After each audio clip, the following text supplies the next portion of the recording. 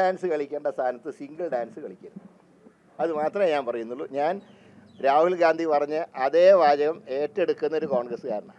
എൻ്റെ പിന്തുണ എല്ലാ നേതാക്കന്മാർക്കും ഉണ്ട്, എല്ലാ കോൺഗ്രസ് നേതാക്കന്മാർക്കും ഉണ്ട്. 4-ാം തീയതി വൈകുന്നേരം 4 മണിയാകുമ്പോൾ ക്ലിയർ പിക്ചർ വരും.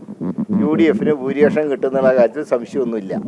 എന്നാൽ പാർട്ടി നേതാവിനെ തിരഞ്ഞെടുക്കുന്നതിന് ചില ക്രമീകരണങ്ങളുണ്ട്.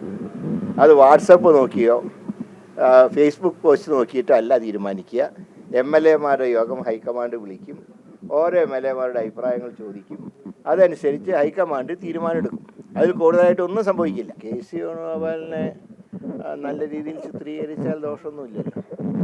അദ്ദേഹത്തിന് എന്താ കുഴപ്പം? അല്ല, ഇങ്ങനെയുള്ള തർക്കങ്ങൾ ഒഴിവാക്കണമല്ലോ. എന്തിനാ ഇപ്പോൾ പരസ്യമായിട്ട് പറയേണ്ട ആവശ്യം എന്താ? 4-ാം തീയതി കഴിഞ്ഞാൽ ഹൈക്കമാൻഡ് പ്രതിനിധികളുടെ മുമ്പിൽ അഭിപ്രായം പറയാമല്ലോ. പറയാൻ യോഗ്യത ജനങ്ങൾ നൽകിയവർക്ക് അഭിപ്രായം പറയാം.